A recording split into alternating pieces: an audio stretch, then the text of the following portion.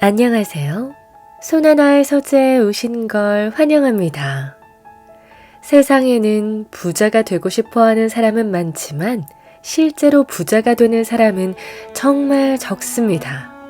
부자가 되는 길이 결코 쉽지만은 않기 때문이죠. 그래서 진짜 부자들이 극소수에 불과한 것 같습니다. 결국 부를 이루는 사람과 그렇지 못한 사람의 차이는 과연 무엇일까요? 오늘 소개해드릴 책은 실제로 자수성가하여 큰 부를 이루었으며 경제적 자유를 얻은 과정을 글로 써서 뜨거운 호응을 얻은 이의 책입니다. 부의 본능. 이 책의 저자 우석은 인간이 가지고 있는 본성을 거슬러야 부자가 된다고 합니다. 편안히 쉬고 싶은 본능, 한 곳에 정착하여 살고 싶은 본능을 이겨야 한다는 것이죠. 그는 애초부터 부자가 될 싹이 있는 사람이 따로 있으며 그런 사람이 어떻게 될 수 있는지 알려줍니다. 또한 재미있었던 건 한 사람의 재산은 그가 이사한 횟수와 비례한다는 점이었어요. 이사를 자주 할수록 부자가 된다는 것이죠. 이 또한 정착하고 싶어하는 인간의 본성을 거스르는 일입니다. 과연 어떤 내용인지 궁금하시죠? 많은 이들의 멘토가 되고 있는 우석의 부의 본능, 함께 읽어보시죠.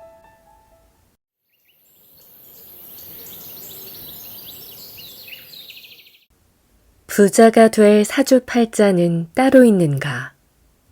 아주 오래전 구 성남 재개발시장이 궁금해 동네를 둘러보러 간 적이 있다. 오래된 집과 언덕밖에 없는 스산한 동네에는 특이하게도 점집이 많았다.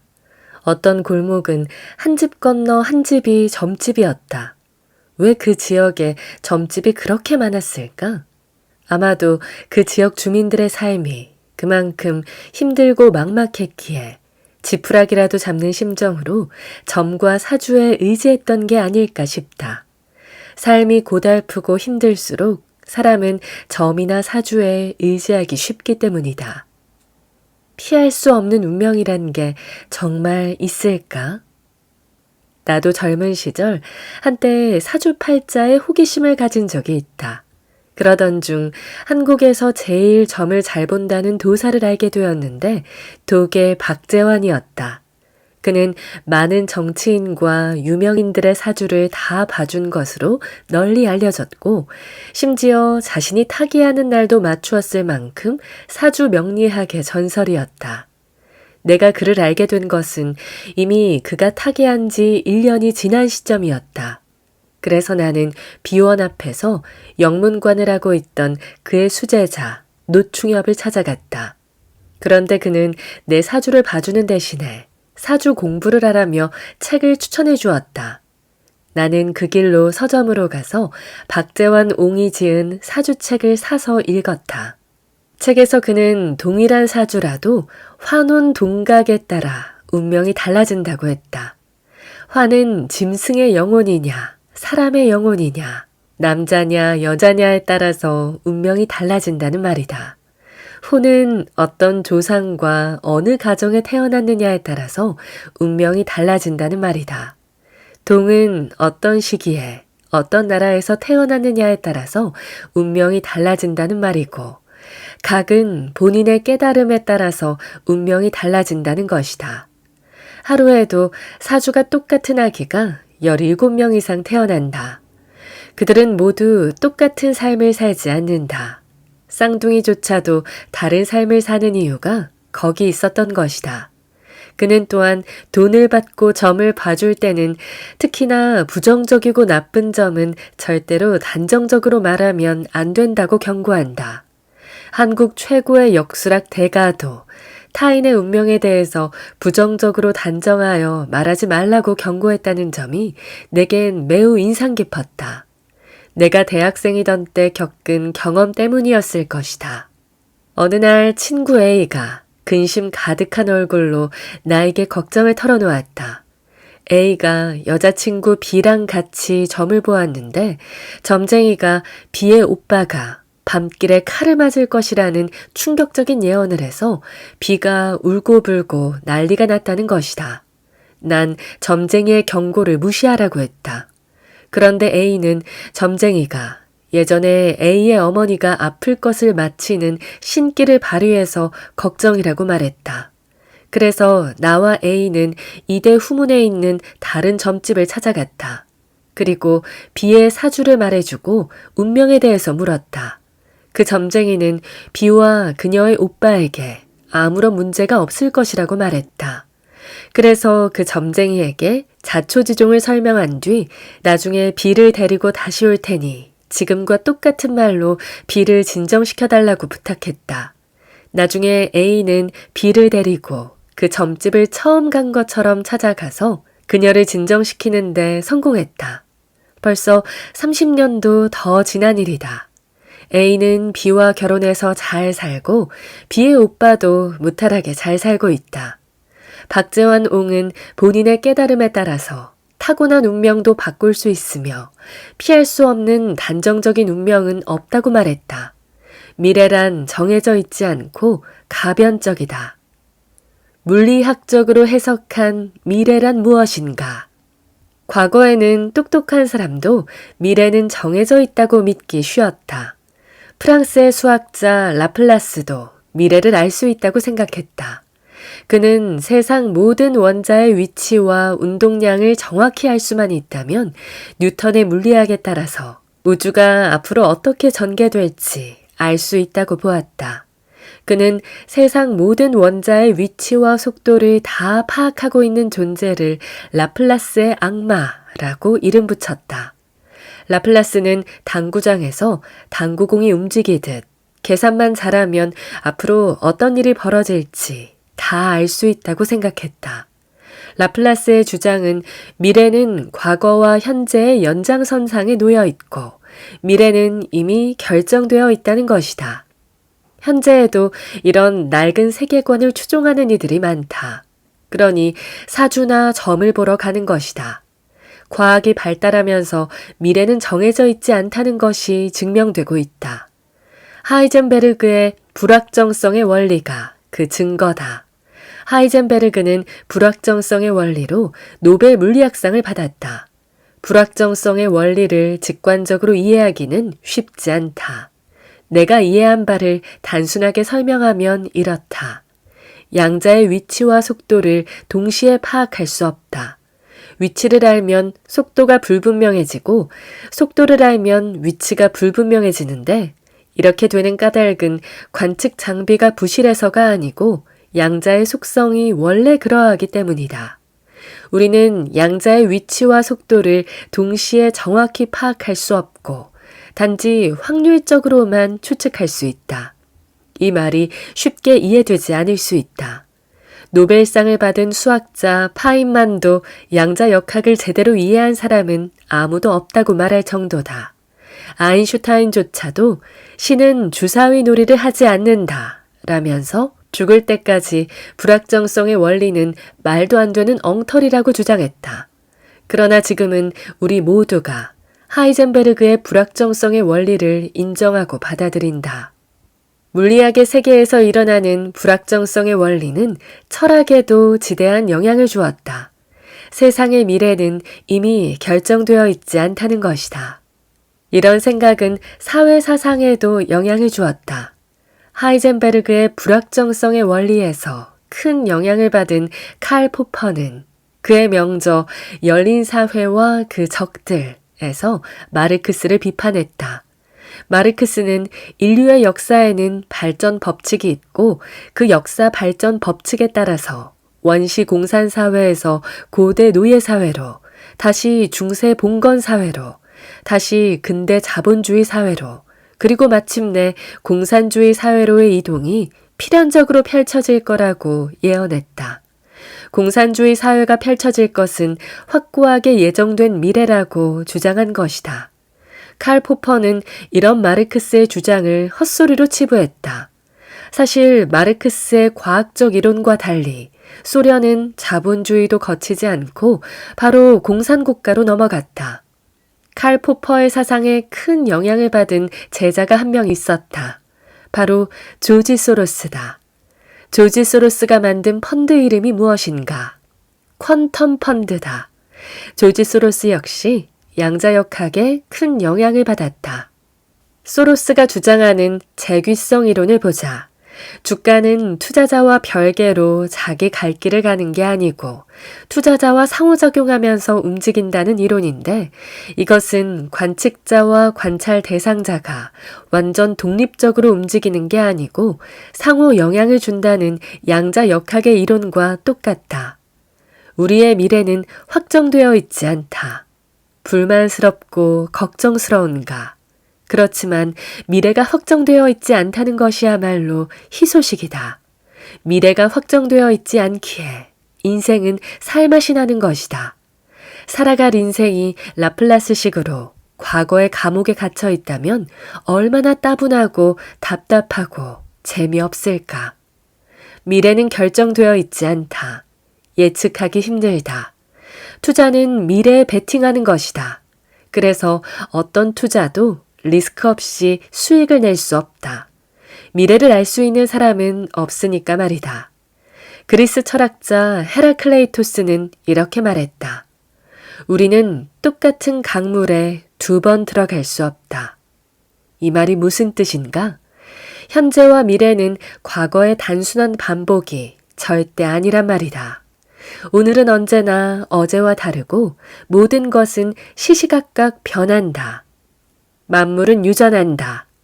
현재와 미래는 절대로 과거의 단순한 반복이 아니다. 과거에 그랬다고 미래에도 그럴 것이라고 확신하고 올인하면 파산할 수 있다. 미래는 언제나 불확실하다. 인간은 불확실성을 인정하고 받아들여야만 한다. 그래서 나는 투자 상담을 하지 않는다. 내 조언이 누군가를 곤경에 몰아넣을 수 있고, 불행하게도 그런 일이 발생한다면 나는 괴로워하게 될 것임을 스스로 잘 알고 있기 때문이다. 나는 타인을 불행에 빠뜨리고도 아무렇지 않게 살 수 있는 얼음 같은 심장을 가지지 못했다.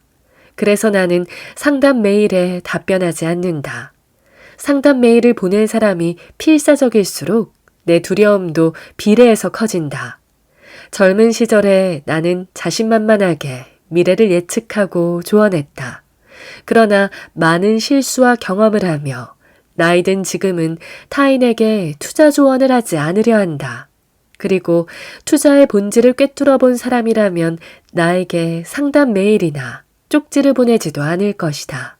내가 해줄 수 있는 말은 미래를 아는 사람은 없다 라는 것뿐이다.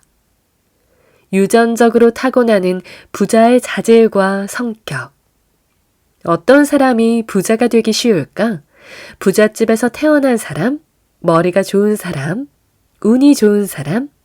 당신 생각은 어떤가? 이 문제를 20년간 연구한 연구팀이 있었다. 말이 20년이지 정말 오랜 기간 실제로 부자들을 조사하여 결과를 얻은 연구다. 그 연구의 결과가 이웃집 백만장자라는 기념비적인 책이다. 연구의 결론을 한마디로 정리하면 다음과 같다. 부를 축적하는 능력은 행운, 유산, 고학력, 심지어는 지능과도 관계가 없다. 부는 대부분 근면하고 인내심이 강하고 계획적이고 자제력이 있는 생활 습성으로 얻을 수 있다. 이 중에서도 가장 중요한 것은 바로 자제력이다.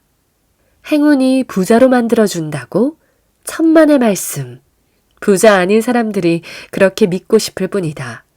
연구조사 결과를 보더라도 행운으로 부자가 된 사람도 있지만 그들의 부에서 행운이 차지하는 비중은 15% 정도에 불과했다. 우연히 쉽게 부자가 된 사람은 아무도 없다. 부잣집에서 태어나야 부자가 된다는 믿음은 어떨까? 연구조사는 80%의 백만장자가 자수성가했다는 걸 밝혀내고 있다.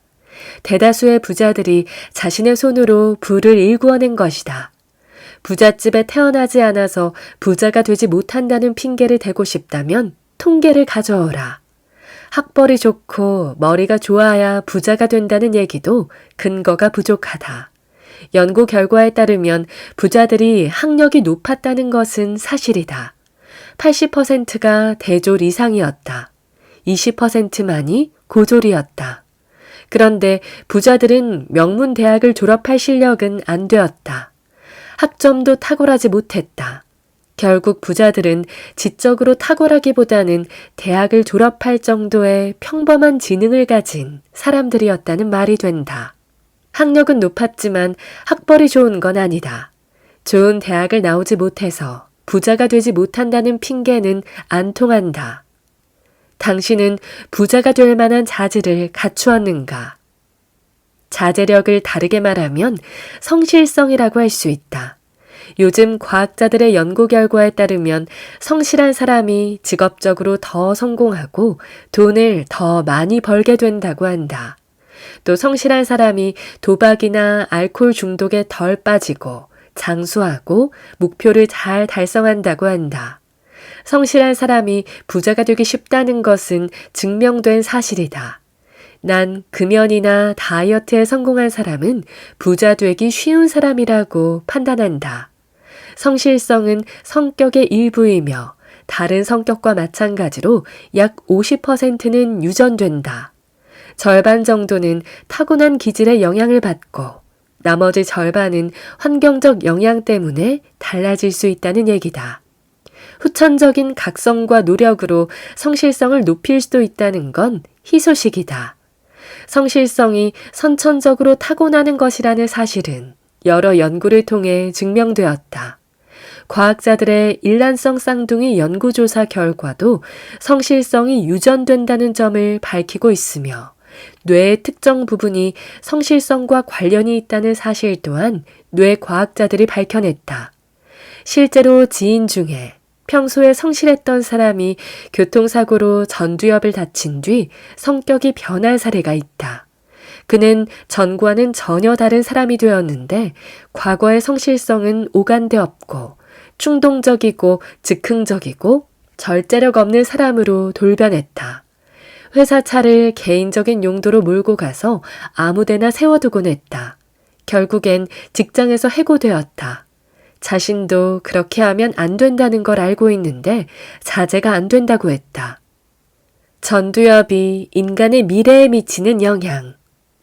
과거에는 전두엽이 어떤 기능을 하는지 몰랐다. 현대의학 초기, 철도 노동자가 사고로 철근이 전두엽을 관통하는 사고를 당했는데 머리에 막힌 철근을 제거한 뒤에도 그는 아무 문제 없이 삶을 유지하는 듯 보였다. 이 사고로 의사들은 전두엽이 별로 중요한 역할을 하지 못한다고 판단했다. 하지만 그것은 오판이었고 오판의 결과는 참혹했다. 과거 정신질환자의 치료 방법으로 뇌에 구멍을 뚫어서 전두엽을 제거하는 수술이 시행되기도 했다. 그러면 환자들이 얌전해졌다고 한다. 이 말도 안 되는 뇌 수술을 받은 환자가 엄청 많았는데 시간이 지난 뒤 이 수술을 받은 환자들에게서 부작용이 발견되었다. 그들은 전혀 미래를 계획하지 못했다. 내일 뭐 할래? 하는 질문에 대답을 못한다는 것이다. 또한 충동을 조절하는 능력이 크게 떨어졌다. 전두엽이야말로 인간을 동물과 구분짓는 가장 중요한 두뇌였던 것이다. 미래를 계획하고 종합하고 통제하는 기능을 전두엽이 맡고 있다. 인간이 진화하면서 가장 폭발적으로 키워온 신체가 바로 뇌다. 그런데 뇌 전체가 비례적으로 커진 게 아니라 뇌 중에서도 전두엽이 뇌의 다른 부분보다 더 폭발적으로 발달한 것이다. 전두엽은 미래를 담당한다. 미래를 예측하고 대비하고 계획하고 통제하는 기능을 담당한다. 원시인들은 모두 욜로족이었다. 사자와 비슷한 삶을 살았다. 사자는 사냥하는 한두 시간 정도를 제외하고는 종일 빈둥거리거나 잠을 자거나 쉰다. 원시인도 그랬다. 원시인들은 현재에 초점을 맞추고 행복한 삶을 살았다. 물론 그런 행복은 예기치 않은 재난과 불행으로 오래 지속되기 어려웠다. 하루하루 즉흥적인 만족만을 추구하며 살던 인간이 미래를 대비하고 미래를 위해서 오늘 덜 먹고 더 노력하고 준비하게 만든 것은 바로 전두엽이 폭발적으로 발달했기 때문이다. 인간은 전두엽이 발달한 덕분에 추위와 기아 그리고 재난에 대비할 수 있게 되었고 더 오래 생존할 수 있게 되었다. 그러나 전두엽 덕분에 덜 행복해졌다고도 할 수 있다.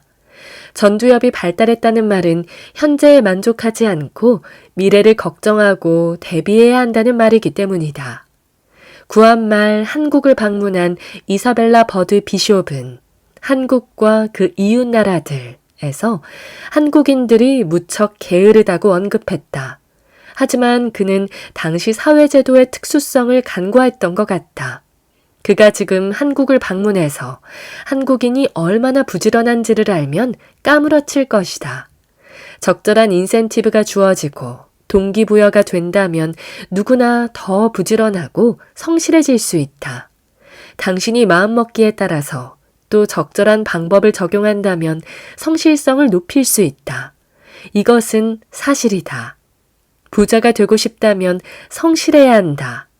나는 딸아이에게 성실한 남자를 만나라고 조언한다. 성실성이 행복과 부를 예측해주는 가장 중요한 지표라고 믿기 때문이다. 당신의 무의식은 생각보다 힘이 세다. 그동안 당신이 부자 되려고 정말 열심히 노력했는데도 불구하고 이상하게 일이 잘 안 풀리고 결정적인 순간마다 잘못된 결정으로 부자 될 기회를 놓쳤다면 당신의 무의식을 한번 점검해 볼 필요가 있다. 부자가 되지 못하는 이유는 너무나 많지만 그중 하나, 중요한 영향을 미치는 것이 무의식이다. 나는 아이 앞에서 부자를 욕한 적이 없다. 무의식이 부자 되는데 큰 영향을 미친다고 믿기 때문이다. 무의식까지 완벽하게 부자 되기를 원하는가?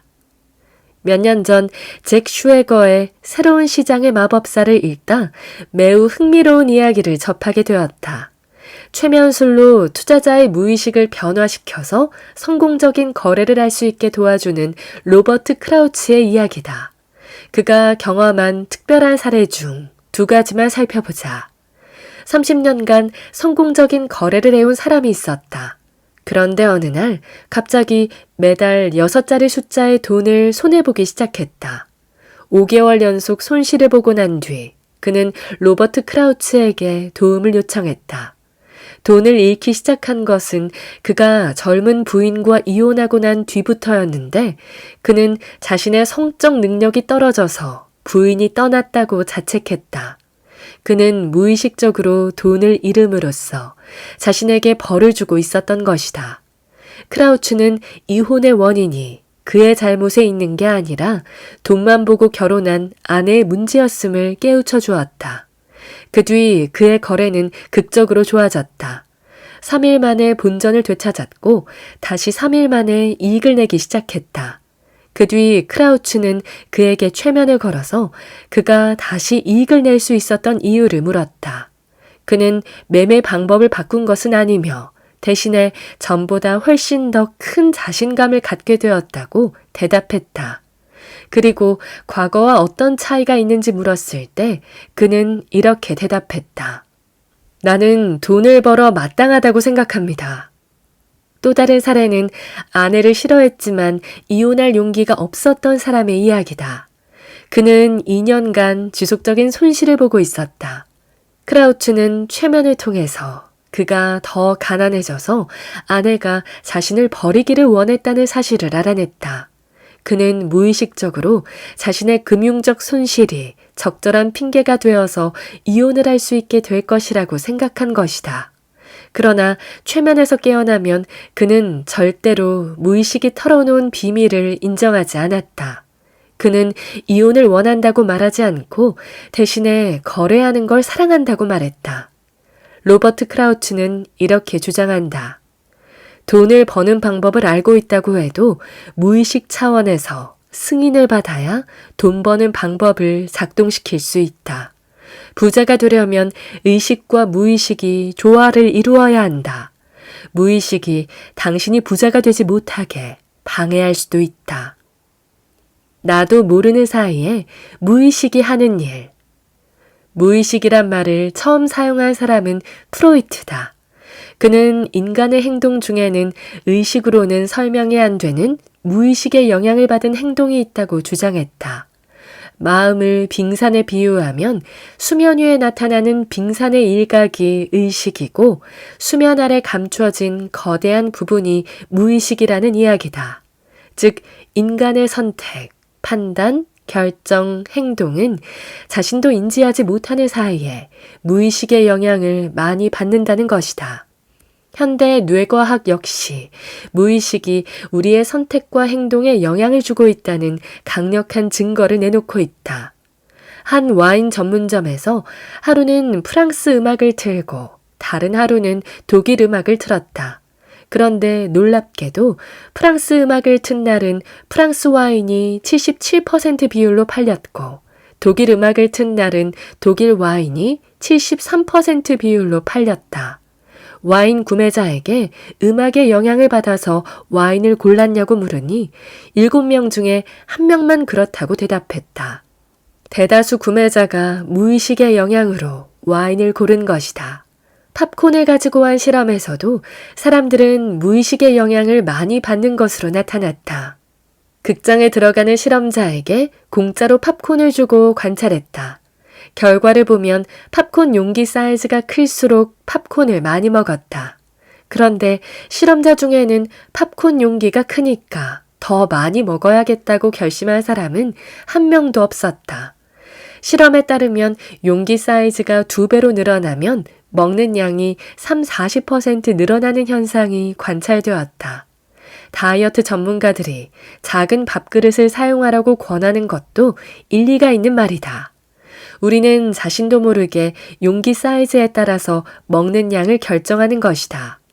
우리의 선택도 무의식의 영향을 받는다. 한 실험에서 4종류의 스타킹 중 하나를 고르게 했다.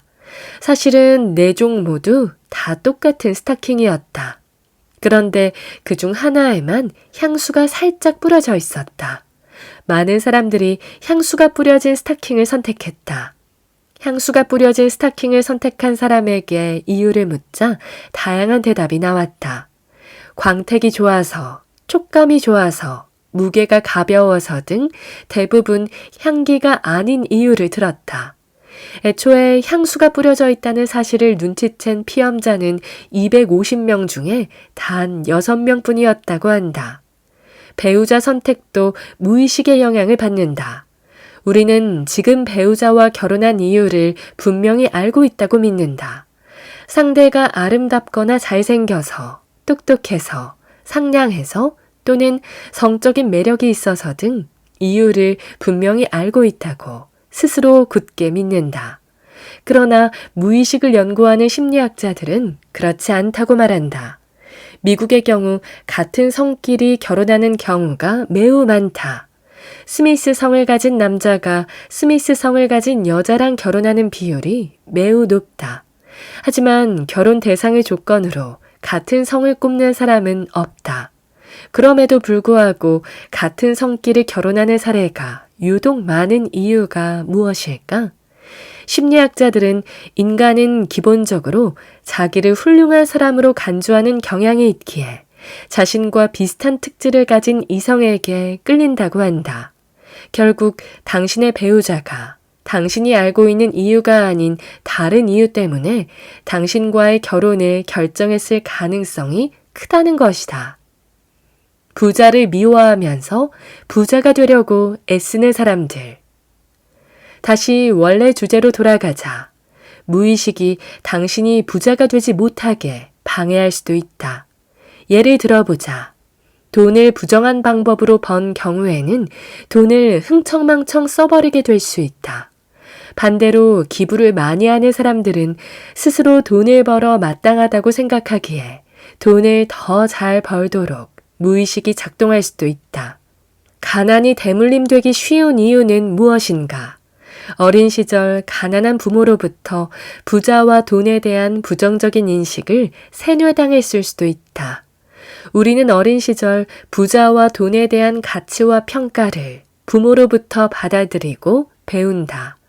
성장기 때 부모가 부자는 남의 돈을 착취하거나 탈세를 통해서 돈을 모은 나쁜 사람이다 라고 했을 수도 있다. 또 선생님이 부자는 탐욕스럽고 거만하고 악행을 저지르는 나쁜 사람이며 돈밖에 모르는 불행한 사람이다 라고 말했을 수도 있다. 이런 이야기들은 의식 차원에서 기억하진 못해도 전부 무의식의 바다로 흘러들어가 기억 보관소에 저장된다. 그 기억이 저장되어 있을 뿐 아니라 성인이 된 후에도 의식에 영향을 미쳐서 당신의 중요한 선택마다 영향을 줄 수 있다. 부자에 대한 부정적 인식은 당신이 부자가 되지 못하도록 무의식적 차원에서 방해할 것이다. 그래서 가난은 유전병처럼 대를 이어서 대물림 되기 쉽다. 내가 제일 안타깝게 생각하는 사람은 부자를 미워하면서 부자가 되려고 노력하는 사람들이다. 자신의 고객인 부자 손님을 투기한다고 뒤에서 욕하고 흉보는 부동산업자를 본 적이 있다. 나는 그 부동산업자가 부자가 되기 어려울 것이라고 판단했다. 부자가 나쁜 놈이라고 생각하면서도 자신도 부자가 되려고 하는 것은 강물을 거슬러 헤엄치는 것과 같고 온몸으로 맞바람을 맞으며 걷는 것과 같아. 부자가 되려면 의식과 무의식이 조화를 이루어야 한다. 부동산은 투기인가 투자인가? 어떤 사람은 불로소득이기에 투기이며 나쁘다고 생각할 것이다. 또 어떤 사람은 부동산 투자는 가격을 올바르게 평가해서 효율적으로 사용될 수 있도록 촉진하는 투자 활동이라고 생각할 것이다. 사람마다 생각이 다를 수 있다. 그러나 그 선택은 무의식 차원의 선택일 가능성이 매우 높다. 무의식 차원에서 어린 시절 경험과 기억의 영향을 받아서 자신의 자존심을 높이기 위한 방향으로 선택했을 수 있다. 내가 말하고자 하는 포인트는 당신이 부동산으로 부자가 되길 원한다면 부동산은 투자라는 믿음을 갖는 게 부자 될 가능성을 높인다는 것이다. 만약에 당신이 부자 되기를 원하는데 부동산 투자는 투기라는 믿음을 갖고 있다면 당신의 무의식은 당신이 부동산 투자에서 성공하기를 거부할 것이다. 만약에 부동산은 투기라는 믿음을 가졌다면 스스로 무의식 차원의 점검과 새로운 세팅이 필요할 수 있다. 부자가 되고 싶다면 의식 밑바닥까지 철저하게 부자 되기를 소망해야 한다. 당신은 부자가 될 자격이 충분하다. 당신은 돈을 좋아하고 돈도 당신을 좋아한다. 당신이 돈을 많이 벌었다는 것은 그만큼 다른 사람들을 행복하게 해주었기 때문이다. 당신이 돈을 많이 벌어 기부도 할 수 있기에 돈을 많이 버는 게 좋다. 당신은 돈을 벌어 마땅하다. 인간이 갖고 있는 동물적 영토 본능. 모든 동물은 영토 본능을 갖고 있다. 그래서 똥개도 자기 집에선 아주 사납게 군다. 사자와 곰은 나무에 몸을 비비거나 오줌을 넣어서 냄새로 자신의 영역을 표시한다. 뱀도 자기 집을 지킨다. 동물들이 자신의 영토를 표시하고 지키려 하는 것은 모두 영토 본능 때문이다. 인간도 영토 본능을 갖고 있을까? 당연히 그렇다. 사회생물학자나 사회학자들의 설명에 따르면 인간은 원시시대부터 영토 본능을 갖고 있었다고 한다. 원시시대에 남의 영역을 잘못 침범하면 공격을 받는다. 자신의 영토를 떠나서 남의 영토로 들어간다는 건 언제나 목숨을 건 위험한 일이었다. 그래서 원시인은 자신의 영역을 지키려 하고 멀리 떠나서 남의 영토에 들어가려 하지 않는 본능을 갖게 되었다는 것이다. 이러한 영토 본능은 원시인들 간에 서로 평화롭게 사는데 도움을 주었을 것이다. 원시적 위협이 끝난 지금에도 인간은 여전히 영토 본능을 가지고 있다. 인류의 역사를 두고 볼 때 굶주림이나 동물의 공격 같은 신변의 위협으로부터 자유로워진 지 그리 오래지 않은 것이다.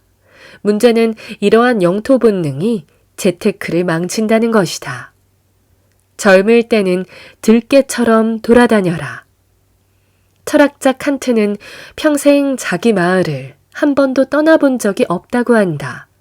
칸트는 다른 좋은 대학교에서 현재 받고 있는 연봉의 4배를 준다고 제안을 했는데도 자기 고향을 떠나기가 싫어 거절했다고 한다.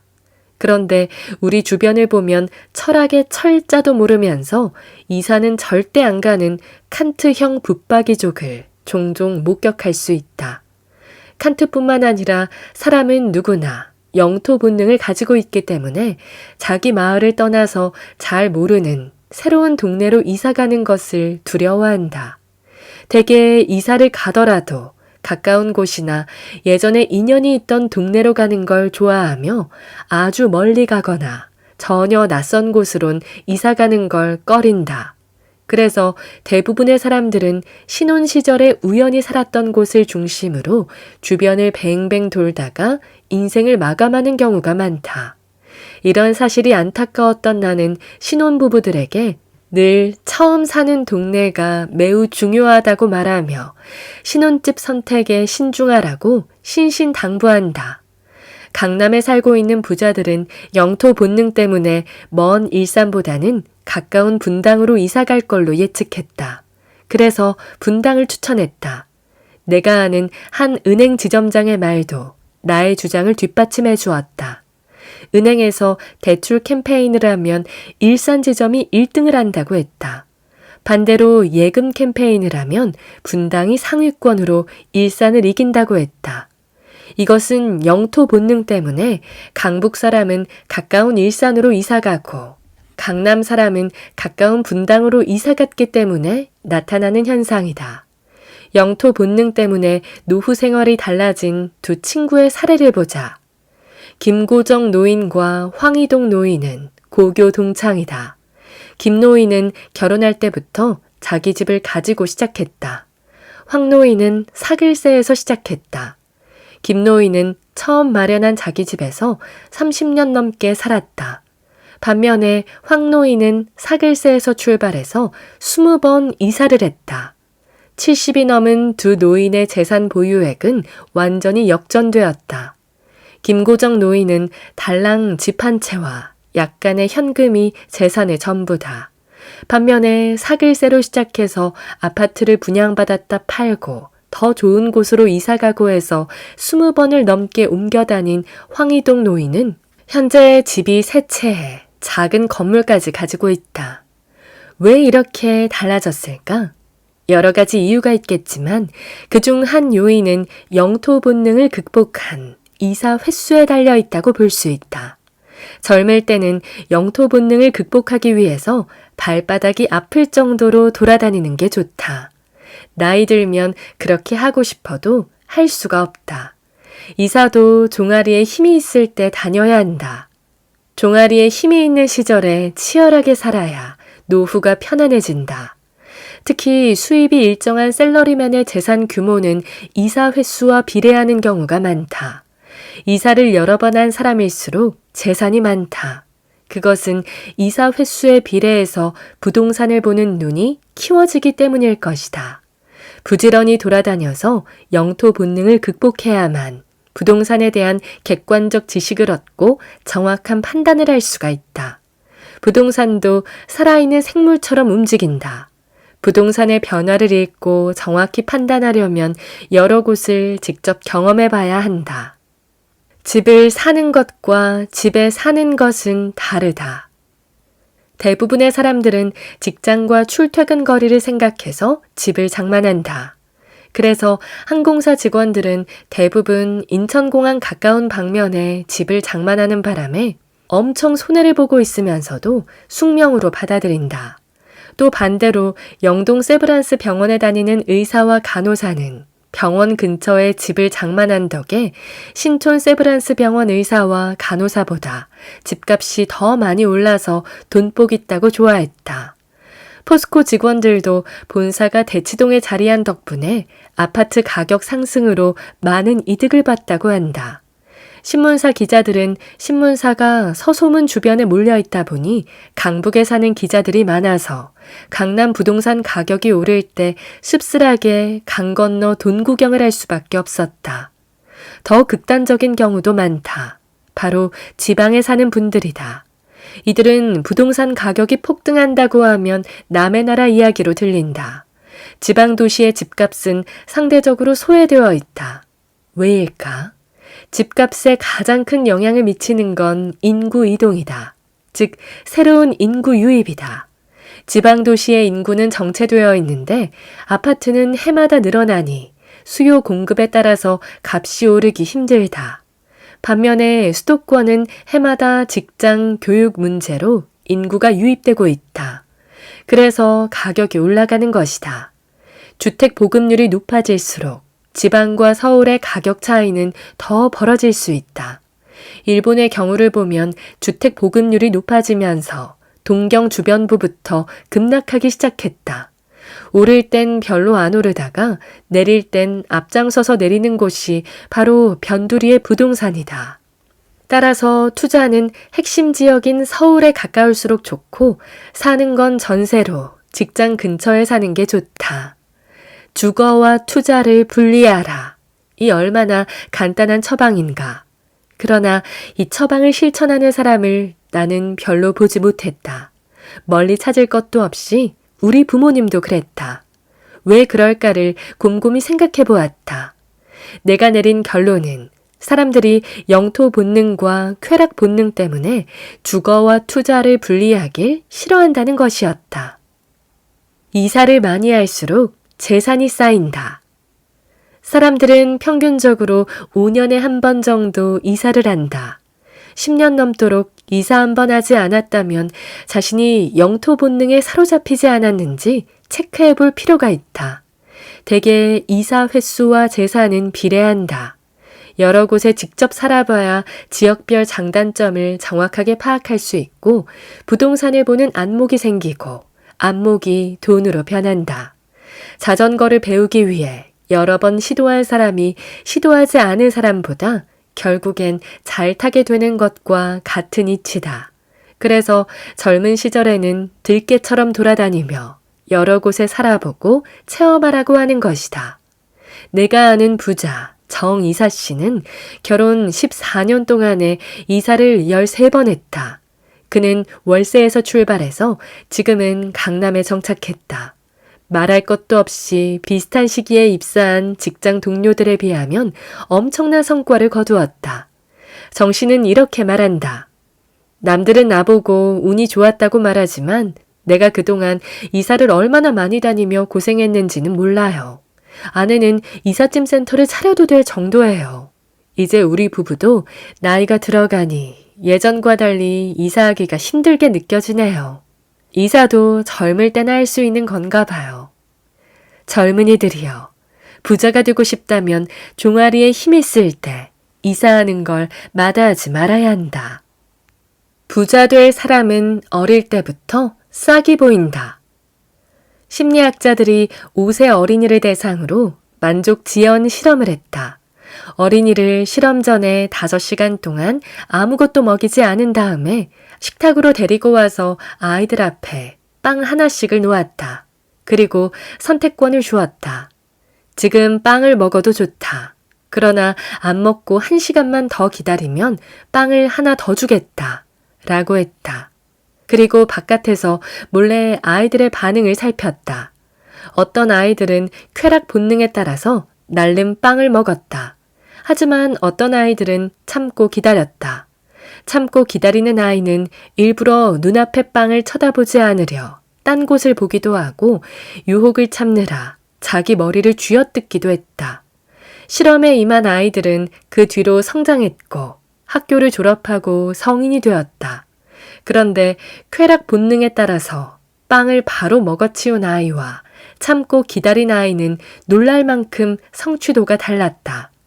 기다린 아이들이 학교 공부도 잘했고 졸업 이후 사회 적응성도 높았고 나중에 더 부자가 되었다.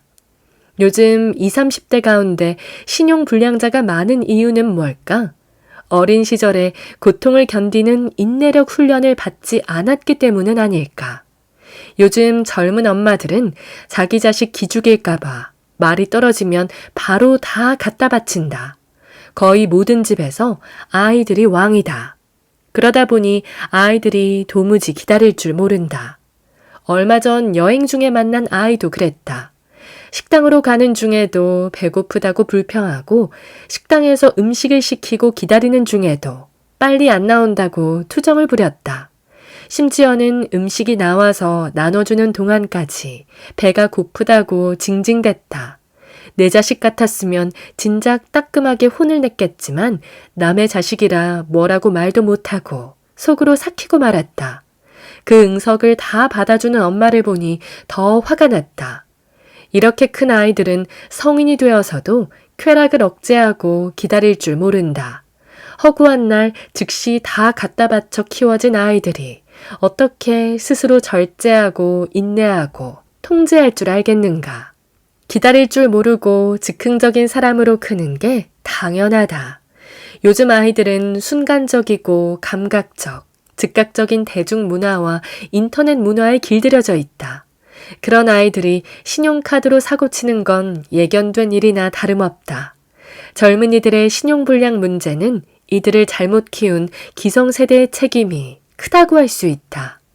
쾌락 본능을 억제할 수 있는 사람이 성공하고 부자도 되는 것이다. 대다수 사람들은 타고난 쾌락 본능대로 살기 때문에 부자가 되지 못한다. 그러나 쾌락 본능을 통제하는 법을 배운다면 당신도 분명 부자가 될 수 있다. 부자가 되는 첫걸음은 빚을 갚는 것. 김수철 씨는 아내 몰래 빚을 지고 있었다.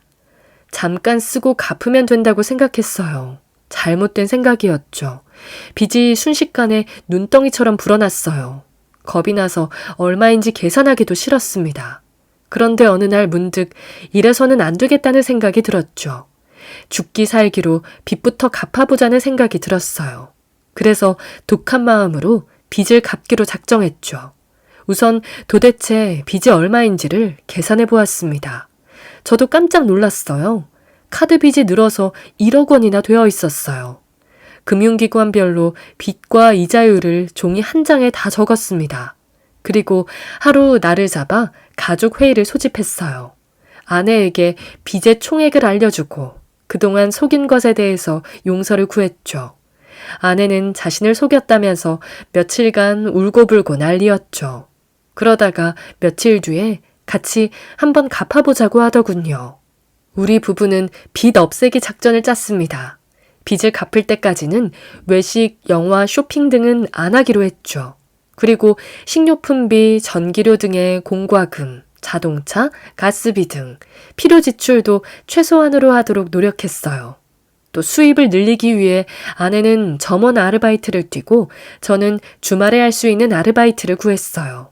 이렇게 해서 번 돈을 몽땅 빚 갚는 데 사용했죠. 그리고 골프채와 자동차도 팔아서 빚 갚는 데 썼어요. 대출 이율이 높은 카드빚부터 갚았죠. 이렇게 해서 1억 원의 빚을 1년 8개월 만에 모두 갚았습니다. 그동안 아내의 고생은 이루 말할 수가 없었죠. 제가 나중에 호강시켜 줘야죠. 세계 최고의 부자인 워런 버핏의 과거 연 투자 수익률이 얼마인지 아시는지? 연 25%다. 연 25% 수익률로 세계 최고 부자가 되었다. 그런데 신용카드 현금 서비스 이율은 연 28%다. 연 28%의 빚을 지고 있다면 아무리 부자라도 알거지가 되는 건 시간 문제다. 한번 계산해보라. 당신이 연 28%인 1,000만 원의 빚을 지고 있다면 10년 뒤엔 1억 2천만 원이 되고 20년 뒤에는 14억 원으로 늘어난다.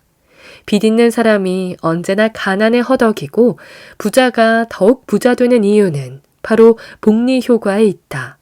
복리 효과는 빚 있는 사람을 계속 가난하게 만든다. 빚은 자신의 인생을 저당 잡히고 남을 부자로 만들어준다. 부자가 되고 싶은가?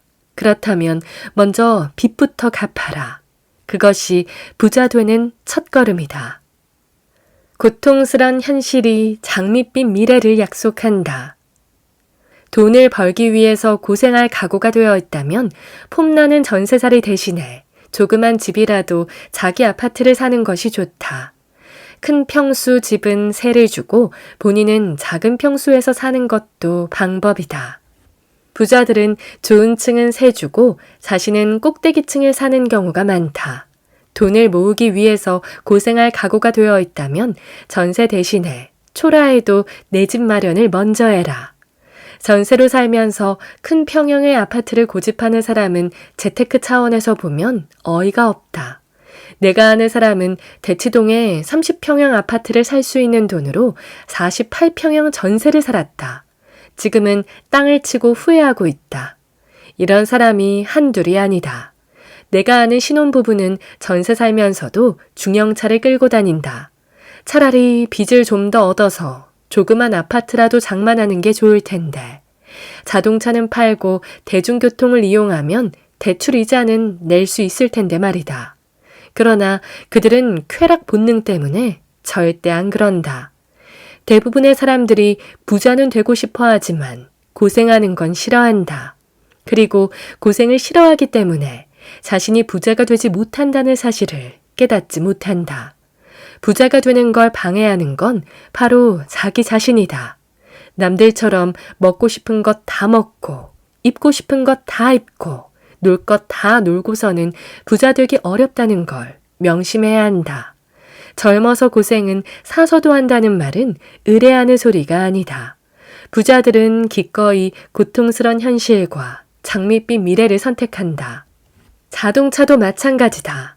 집장만 하기 전에는 자동차를 살 생각을 아예 접는 게 현명하다. 내가 총각일 때 직장 선배가 내게 해준 충고다. 그의 설명에 따르면 자동차를 사면 차값뿐만 아니라 기름값, 세차비, 자동차세, 보험료, 수리비가 장난이 아니란 것이다. 2000cc급 차량의 경우 1년간 유지비가 대략 500만 원이 든다. 여기에 자동차 감가상각비 300만 원을 더하면 연간 비용이 약 800만 원이다. 이런 식으로 5년이 지나면 약 4천만 원의 돈이 공중으로 날아간다. 만약에 이 돈으로 저축을 한다면 집 장만 시기를 좀 더 앞당길 수 있다. 매년 800만 원을 이자로 지불한다면 약 2억 원을 빌릴 수 있다. 이 돈을 대출받아서 집을 사는 게 100번 현명한 선택이다. 부자들의 첫 번째 취미는 독서. 도곡동 타워팰리스 아래 자리한 편의점의 도서 코너에는 경제서와 재테크 책이 많이 팔린다고 한다. 일반적으로 부자 동네일수록 경제서적과 재테크 책이 많이 팔린다. 재테크 방법은 학교에서 안 가르쳐준다. 그러나 재테크 방법도 수학이나 읽기처럼 배워야 한다. 남이 안 가르쳐주기에 스스로 배워야 한다. 가장 좋은 방법은 독서다. 부자들의 첫 번째 취미가 독서인 게 우연이 아니다. 정보 지식 사회에서 정보 수집을 게을리하는 사람은 낙오될 수밖에 없다. 나의 두 친구를 비교해보자. 박쾌락 씨는 골프에 미쳤다. 만나면 골프 이야기뿐이다. 서점에 가도 골프 관련 책과 잡지만 본다. 날씨 좋은 날은 항상 골프 치러 나간다. 반면에 김공부 씨는 틈만 나면 인터넷으로 투자 정보를 검색하고 재테크 책을 사서 읽고 주말엔 부동산 현장을 답사하곤 한다. 누가 잘 사느냐고? 물어보나 마나 뻔하다. 현재도 재산 차이가 많다. 그런데 앞으로 더욱더 벌어질 것이다. 스스로 구하는 자만이 부를 얻을 수 있다.